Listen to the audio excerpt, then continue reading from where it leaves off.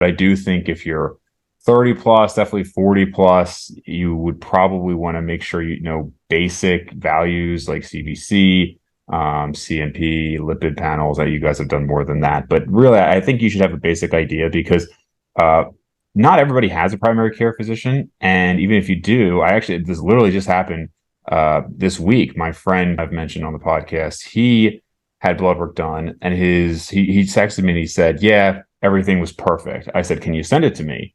And then he had to actually go on LabCorp and he looks at it like, "Oh, actually, my LDL is high, my HDL is low." Because you really, unless like you got something that's really standing out, most physicians just want to make sure you're not dying, right? Like you not like have some like acute, serious issue. But other than that, they're not really looking for optimal. So, I don't want to be the person who says everything has to be perfect, but I do think you should understand the basic values. I think a lot of the ambiguity comes from the reference ranges, which are oftentimes so large. And like you can't even know that being right in the middle of the reference range is the best place to be. Like a lot of them, you're benefited. You want to be closer to the bottom of the reference range, and a lot of them, you want to be closer to the top of the reference range. So I think that that is where a lot of confusion comes in with this stuff too. Yep, definitely.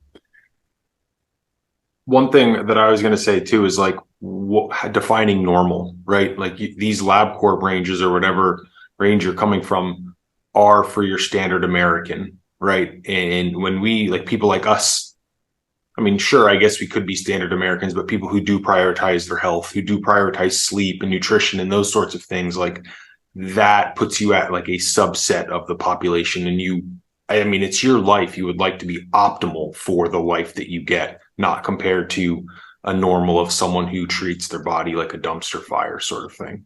Right, for sure. So, all right, so we'll start with Bryan. Now, Bryan, as I'm pulling this up, I'll do a screen share, but do you want to just kind of briefly explain what was concerning you on yours? Yeah, I mean, I guess there's a few things.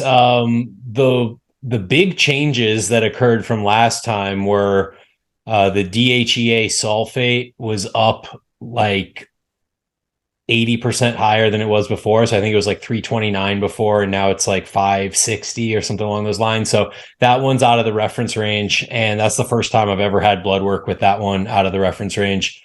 My insulin was super low, fasting insulin, so low that it flagged it as being below. Like usually you want to have the range, I think is something like 2 to 24 or something like that, but you want to generally be between 2 and 8. But I was even below 2 on insulin. And so that had me slightly concerned. My estradiol went up like 3.5 times what it was before, but still in the reference range. So I don't know how much of a big deal that is. And then beyond that, like I see my liver enzymes like ALT and AST are in the middle of the range. And I've heard Atia and a number of other people talk about how you generally want those liver markers to be on the lower end. The range is 0 to 40, and mine were like 30. So that was semi concerning to me, especially because the last blood work I did, they were like 20 and 24, I think, or 20 and 22, something like that. So they've gone up a little bit.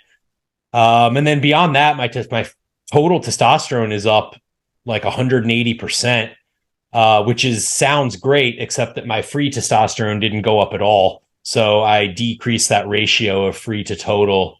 And then beyond that, like I'd be curious your insights on some of the other things that you may or may not see, but those were the big ones that stood out to me.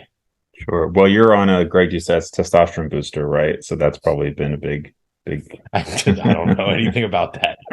uh, yeah. So let me do a screen share here. All right. So I'm just going to go down from the top here. So you had a CMP done, and you didn't mention your creatinine actually, I which don't is care about quite that because I high. take creatine, right? So, well, it's funny because so high levels of BUN and creatinine are common among guys who are muscular, guys who lift a lot. So I'm not concerned either. I just want to point it out because people would see it as, hey, it's high, but yeah, I'm not concerned either. But I'm glad you are not. So going down here, yeah, really nothing here stands out too much for me. So if we just go to your liver enzymes real quick, so I am not concerned about that at all. 27 AST, 30 ALT. Do you have your alkaline phosphatase? Yeah, that to me is completely fine. I've not heard Peter Tia say that. I'm actually surprised he would say that. If you heard me with Pete Rubish, one of the things I said to him is that a lot of these enhanced guys have elevated liver enzymes, and they frequently will use the fact that they lift heavy as an excuse. And what I said to him was, I've seen dozens of people's blood work on gear and dozens of people's blood work off gear, just naturals. And consistently, the guys on gear have higher levels of liver enzymes. Now, you could argue that, well, they're more muscled and they're trained harder, maybe. But I think it's often used as an excuse because, especially if it's like sometimes several times the reference range. For you at these levels, like I literally would not be concerned at all. Okay.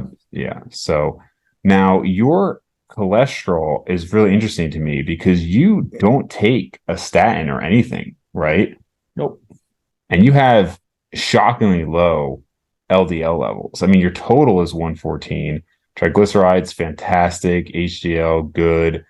A 54 LDL, I mean, most of the population would have to be on a statin, if not a statin, and a PCSK9 inhibitor. I mean, that is, I think you said that, did your mom or somebody else in your family, you said always tested really low as well? Yeah. Yeah. I mean, I've ever since I've ever done blood tests, I've always had low cholesterol. And back in the day, I feel like this perception has changed recently, but back in the day, they used to say that my low testosterone was probably due to my low cholesterol.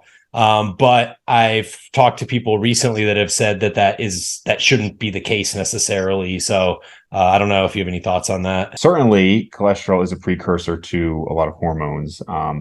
But yeah, I would say I'm very pleased to see how good your cholesterol is. I'm curious, do you have any history of like cardiovascular events in your family? No, mostly it's diabetes and metabolic disease, insulinemia, stuff like that. Yeah, yeah, super interesting. Iron's fine, all that's good. So for people who don't know, the next one up here is a CBC. Normally I see them actually label it like CBC or CMP. I'm not seeing that here. But that would be what all this stuff is here. Red blood cell count, hemoglobin, hematocrit. So when you see a lot of times when people go on gear as well, this is a concern because their hemoglobin, hematocrit, they talk about their blood gets really thick. That's what they mean essentially. Sometimes platelet count goes up as well. Where were your platelets? Yeah. So all that, you're looking good. So testosterone is interesting only because you are historically low. And this is, I think, just important for people to hear because out of really all of us, I mean, like the kind of, I don't know, our little group here of like you, me, Aaron, Abel, Steve, all that, like probably per height, you're maybe the most muscled, right? Because you're 5'10", right, Brian? Yep. And even at 200, I mean, I know you say you like to be a little bit leaner, but like you're still relatively lean at 200 pounds. I mean, you're a big guy.